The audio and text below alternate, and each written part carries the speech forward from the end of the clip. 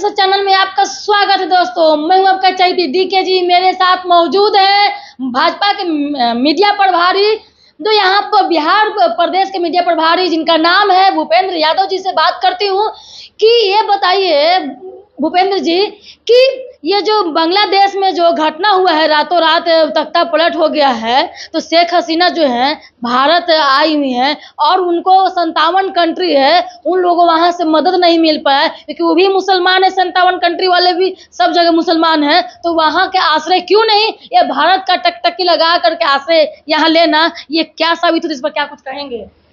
सबसे पहले तो आपका चैनल का नमस्कार। बहुत बहुत धन्यवाद। ऐसा है कि ये जो बांग्लादेश में जो घटना घटित हुई और तख्ता पलट जो हुआ है, ये दुर्भाग्यपूर्ण है।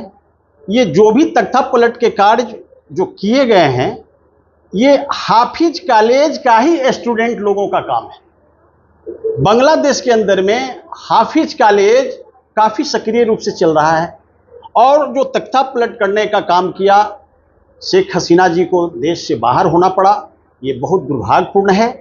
और वहाँ की अल्पसंख्यक हिंदू महिलाएं, हमारे जितनी भी पॉपुलेशन है, उनके साथ भी ये लोग दुराचारी कर रहे हैं, यह दुर्भाग्यपूर्ण है। और वहाँ की मंदिरें में भी आग लगाई जा रही है, ये सरासर अन्याय है। इन लोग हजारों साल से, आज से नहीं, ये लोग हजारों साल से अराजकता फैलाने में ये लोग का महारत हासिल है। हम तो समझते हैं कि यह जो बांग्लादेश में कुकृत्य हुआ, उसकी जो है ना, हम नहीं समझते हैं कि बांग्लादेश अपनी कुकृत्य का भरपाई इस देश के मास जो कंट्री है उस पर अपनी जो है ना विश्वसनीयता को बनाए रखेगा। इस सदन में जो है सलमान खुर्शीद बोले हैं, तो इस पर क्या कुछ कहना चाहेंगे?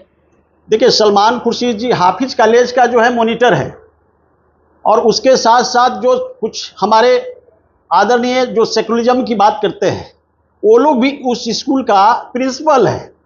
तो ये लोग कुल मिलाकर के जो आज संसद में जो बोले हैं महाशय, ये सरासर गलत है। वो उनको याद आनी चाहिए कि ये हिंदुस्तान है और हमारे आदरणीय नरेंद्र मोदी जी का सरकार है और भारतीय जनता पार्टी एक ऐसी पार्टी है जो विश्व में सबसे बड़ी पार्टी है और अपनी ये क्षमता भली भांति जानता है। और सलमान खुर्शीद जी को ये समझना चाहिए कि हमारे भी पूर्वज, हमारे भी वंशज इस देश में रहेंगे। इस हिंदुस्तान में हम लोग कतई इस प्रकार का बयानबाजी को मतलब स्थान नहीं देते हैं। उनको इस बयान को लेना होगा, ये दुर्भाग्यपूर्ण बयान है और उनको समझना होगा।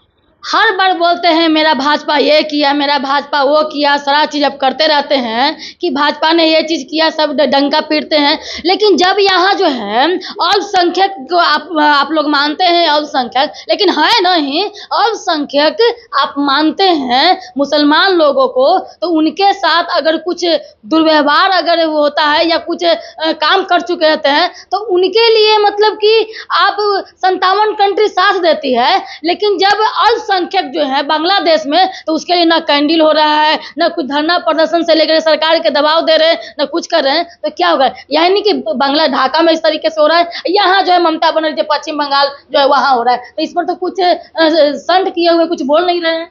नहीं, ऐसा है, हमारे देश के रक्षा मंत्री आदरणीय पूरे जितने भी हमारे जमुई ये किशनगंज का जो क्षेत्र है और बॉर्डर इलाका है, बांग्लादेश से जितने भी बॉर्डर लगती है, उस सारे बॉर्डर पर जो है ना हमारा देश सतर्क होकर के, चुस्त दुरुस्त होकर के अपनी सेना, अपनी देश की रक्षा न्यूज को गौन कर दिया गया, बहुत लोग ब्लिंचिंग कर दिया गया, सब चीज कर रहा है, लेकिन गौन कर दिया गया है, टीवी पर नहीं दिखा रहा है। बात सही है कि ऐसा घटना घटा है, भड़काऊ होगा, इस वजह से गौन कर दिया जी जी जी, आपकी कहना सही है।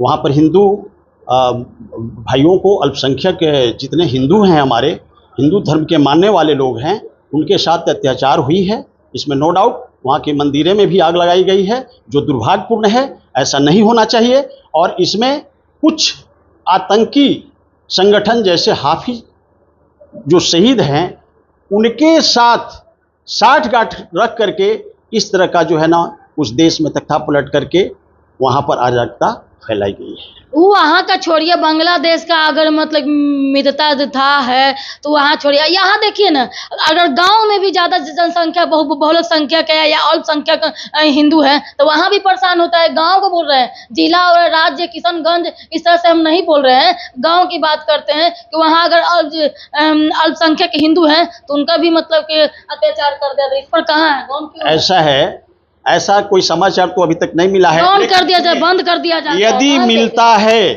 तो संदेश खाली वाला काम होगा। उनको ये समझ लेना चाहिए, जो इस तरह का गलत बर्ताव करेंगे हमारे भारत के अंदर में रह करके तो हम लोग चलने नहीं देंगे। उनको मालूम होनी चाहिए कि हमारे नरेंद्र मोदी जी सबका साथ सबका विकास को लेकर के चल करके ये नारा दिया है और उस नारा को इम्प्लीमेंट भी कर रहे हैं। और यदि कोई हाफिज कॉलेज का स्टूडेंट यहाँ भी है, ऐसा नहीं है कि नहीं है, तो वैसे स्टूडेंट और वैसे प्रिंसिपल को हम लोग आगाह करना चाहते हैं कि यदि किसी प्रकार का इस देश के अंदर में इस किसी भी ग्रामीण परिवेश में इस तरह की घटना घटित होगा तो यह बर्दाश्त नहीं होगा। उनको जान लेना चाहिए कि इस देश में सुशासन की सरकार है और इस देश में पूरे विश्व की सबसे बड़ी पार्टी की सरकार है और इस तरह का कोई भी प्रोपगंडा करना चाहेगा तो हम लोग चलने नहीं देंगे। अच्छा, इसके पीछे रीजन कैसे है? हसीना भारतीय क्यों आई? वो भी मतलब कि 57 कंट्री जा सकती थी राजनीति के वहाँ मदद करती, यहाँ पर क्यों? देखिए, कारण है, शेख हसीना जी का लगाव जो है आज से नहीं, जब बांग्लादेश अलग हुआ उस समय से है। और हमारा वो बाकी कंट्रियों ने मना कर दिया। हाँ, नहीं मना किया या नहीं किया ये उसके जद में हम नहीं जाना चाहते हैं, लेकिन सुरक्षा के दृष्टिकोण से वो हमारे मित्रत्व देश रहे हैं और वो सुरक्षा के दृष्टिकोण से वो इंडिया में भाग करके आ गई और यहाँ पर वो सुरक्षित है। चलिए, बहुत बहुत धन्यवाद। ये मेरे साथ भूपेंद्र यादव जी मौजूद थे जो कह रहे तमाम बातों को लेकर के बांग्लादेश के क्या स्थिति हो रहा है उसमें तमाम बातों को लेकर के चर्चा हुआ। देखते रहिए DK सोशल टाइम, लाइक करें, शेयर करें, सब्सक्राइब करें, फेसबुक तो फॉलो करें। जय हिंद, जय श्री राम।